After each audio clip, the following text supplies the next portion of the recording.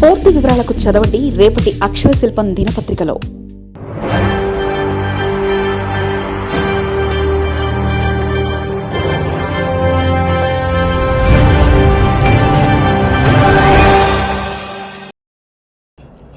ఇరాన్పై మరోసారి తీవ్ర దాడులు. అమెరికా అధ్యక్షుడు డొనాల్డ్ ట్రంప్ వార్నింగ్.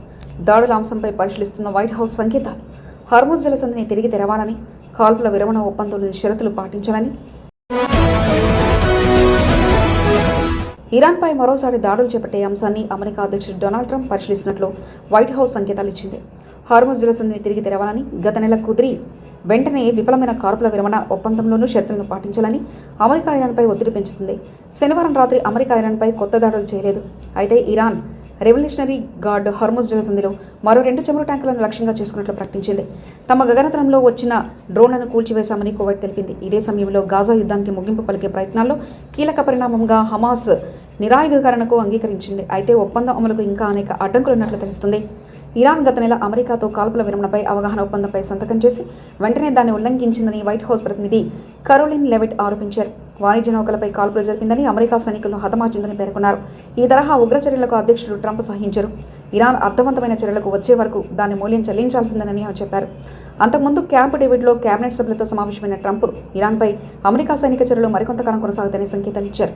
మాకు విజయం కావాలి, వారిపై చాలా తీవ్రంగా దాడి చేస్తాం, చివరికి ఇక భరించలేమని వాళ్లే చెప్తున్నారని ట్రంప్ అన్నారు. అమెరికా సైనిక స్థావరాలు ఉన్న కువైట్పై డ్రోన్లతో దాడి చేశామని, హార్ముజ్ జలసంధిలో చమురు ట్యాంకర్లు లక్ష్యంగా చేసుకున్నామని ఇరాన్ ప్రకటించింది. ప్రపంచ చమురు, సహజ వాయు రవాణాకు కీలమైన ఈ జలసంధిలో యుద్ధం వల్ల రాకపోకలు తీవ్రంగా దెబ్బతిన్నాయి. తమ గగనతలంలోకి వచ్చిన డ్రోన్లను కూల్చివేశామని కువైట్ రక్షణ శాఖ తెలిపింది. కొన్ని కీలక సైనిక కేంద్రాలపై దాడి జరిగినప్పటికీ శకలాలు పడడంతో ఆస్తికి నష్టం మాత్రమే జరిగిందని, ఎలాంటి ప్రాణ నష్టం లేదని వెల్లడించింది. ఎన్ని డ్రోన్లను కూల్చివేసా మాత్రమే వెల్లడించలేదు. అమెరికా దాడులకు ప్రతీకారంగా కువైట్లోని ఒక వైమానిక స్థావరాన్ని డ్రోన్లతో లక్ష్యంగా చేసుకున్నామని ఇరాన్ ప్రభుత్వం మీడియా తెలిపింది.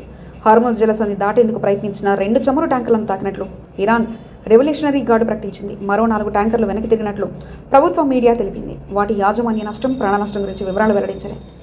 ట్రంప్ ప్రకటించిన ఒప్పందంలో భాగంగా తాము నిరాయుధీకరణ ప్రారంభిస్తామని హమాస్ తెలిపింది. దీనికి ప్రతీకగా ఇజ్రాయెల్ గాజాపై దాడులు నిలిపివేసి అక్కడి నుంచి సైన్యాన్ని ఉపసంహరించుకోవాల్సి ఉంటుంది.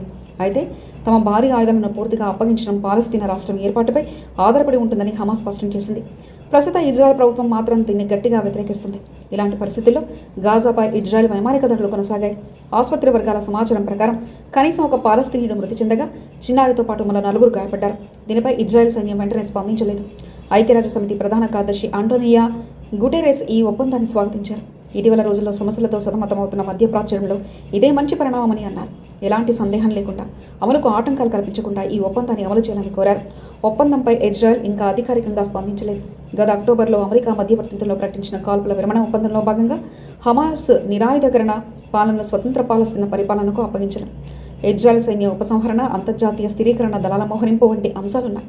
హమాస్ పూర్తిగా నిరాయుధీకరణ చేయాల్సిందేనని ఇజ్రాయెల్ పట్టుబడగా గాజాపై వరుస దాడులు కొనసాగిస్తూ ఒప్పందాన్ని ఉల్లంఘించిందని హమాస్ ఆరోపించింది. 2023 అక్టోబర్ 7న హమాస్ దాడిలో దక్షిణ ఇజ్రాయెల్లో సుమారు 1200 మంది మరణించారు. 251 మందిని బందీలుగా తీసుకెళ్లారు. దీనికి ప్రతీకగా ఇజ్రాయెల్ చేపట్టిన సైనిక చర్యల్లో కాల్పుల విరమణ తర్వాతి మరణాలు కలిపి 73,000 మందికి పైగా పాలస్తీనీలు చనిపోయినట్లుగా గాజా ఆరోగ్య శాఖ వెల్లడించింది. ఎర్ర సముద్ర ప్రాంతంలో సముద్ర భద్రత, అంతర్జాతీయ వాణిజ్య మార్గాలు, ఇంధన సరఫరా రక్షణ కోసం 14 దేశాలతో రక్షణ కూటమి ఏర్పాటు చేయాలని సౌదీ అరేబియా ప్రకటించింది. ఇరాన్ యుద్ధం వల్ల ప్రపంచ నౌకాయానం తీవ్రంగా దెబ్బతింది. మరోవైపు యొమెన్ హౌతీ తిరుగుబాటుదారులు సౌదీపై దిగ్బంధం ప్రకటించారు. కూటమి పూర్తిగా రక్షణ కోసమేనని చేరాలనుకునే అన్ని దేశాలకు అవకాశం ఉంటుందని సౌదీ రక్షణ శాఖ తెలిపింది. ఒమాన్, యునైటెడ్ అరబ్ ఎమిరేట్స్ మాత్రమే ఈ ప్రకటనకు మద్దతు ఇవ్వలేదు. టర్కీ, ఈజిప్ట్, పాకిస్తాన్ వంటి దేశాలు కూటమిలో చేరాయి. సౌదీ దిగ్బంధాన్ని ఎత్తివేసినప్పుడే తమ నౌకలకు భద్రత ఉంటుందని హౌతీ ప్రతినిధి తెలిపారు. ఇదే సమయంలో సనాసహ హౌతీల ఆధీనంలోకి ప్రాంతంలో వేలాది మంది ర్యాలీలు నిర్వహించి ఇరాన్ మద్దతుతో సాగుతున్న హౌతీల చర్యలకు సంఘీభావం తెలిపారు.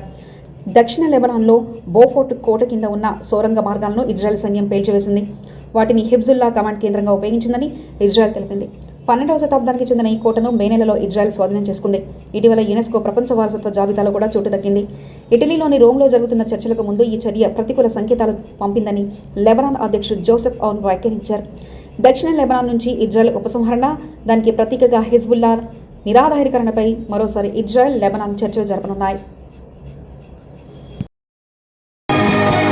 మరిన్ని కథనాల కోసం సబ్స్క్రైబ్ చేసుకోండి మీ అక్షర శిల్పం. పూర్తి వివరాలకు చదవండి రేపటి అక్షర శిల్పం దినపత్రికలో.